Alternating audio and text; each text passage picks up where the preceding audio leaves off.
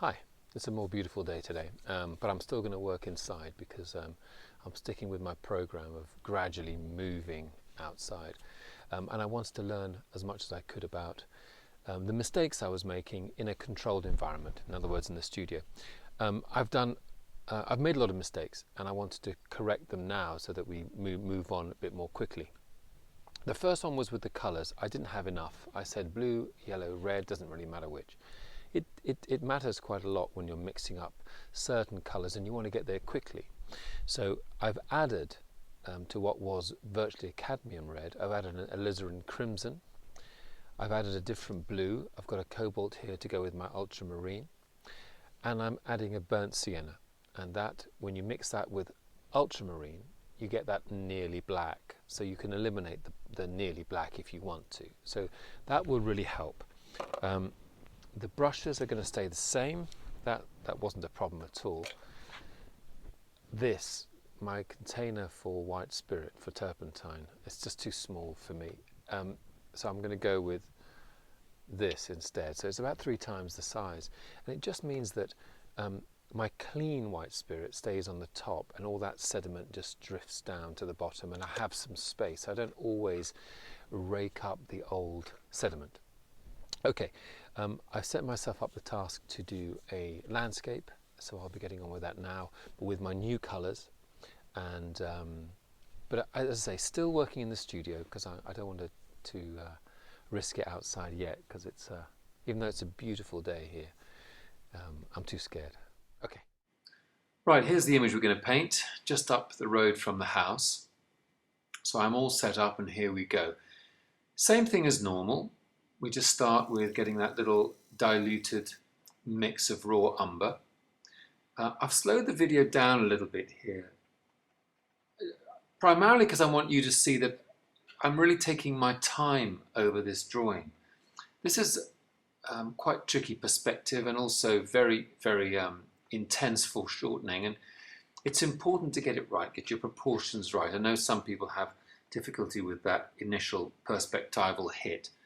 The tips I would give you are, don't just look at the objects, look at the objects in relation to one another. In other words, the tops of those trees, and or look at the negative space that you're creating with that sky. There's a particular shape there and you want to try to replicate that shape. So think of it as an objective shape rather than as a painting. Try to divorce yourself a little bit from that. I'm taking my time getting those diminishing shadows because I know how important the shadows are to give me that depth into the painting. Once I've done that, I can now start blocking in. So going for those dark areas again. So that one's gone a little bit too dark perhaps. Next one I'll dilute a bit. This is where the painting comes to life and when you can tell whether you've got a good painting on your hands or not. And once this is done, you'll kind of get a sense, oh yeah, I can see it's going to work. Right, having done that, clean the palette, let's get the blue together. Ultramarine, cobalt, white, and a little bit of burnt umber.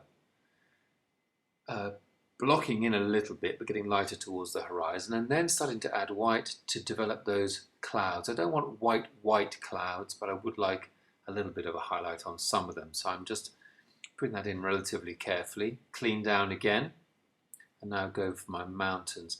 Same colours, except less white, and that will help with your atmospheric perspective. Now I've got a nice dark green mixed up with my ultramarine and my yellow, going in for those strong initial darks, and now mixing up a lighter yellow with a lot more yellow and a little bit of white in it, so I can body out those trees. Now it's a question of just filling in the rest of the large areas so I feel like I've blocked in the whole of the painting. Right, now we start to get to do the fun parts. Now the shadows go in, a little bit of purple in those shadows to work up against that yellow path. And all the time I do a bit of detail, I'll go back to the trees, playing the lights off against the darks and the darks off against the lights.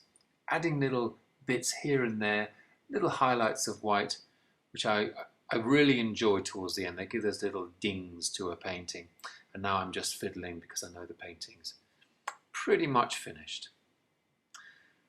And it looks like this, in the end, I think it's pretty good. I think it's pretty successful. I think I could have been bolder with my colours. I could have used less turpentine. But I'm quite happy with it, and I'm looking forward to the next one, because on the next sunny day I shall be going out and doing a real plein air painting.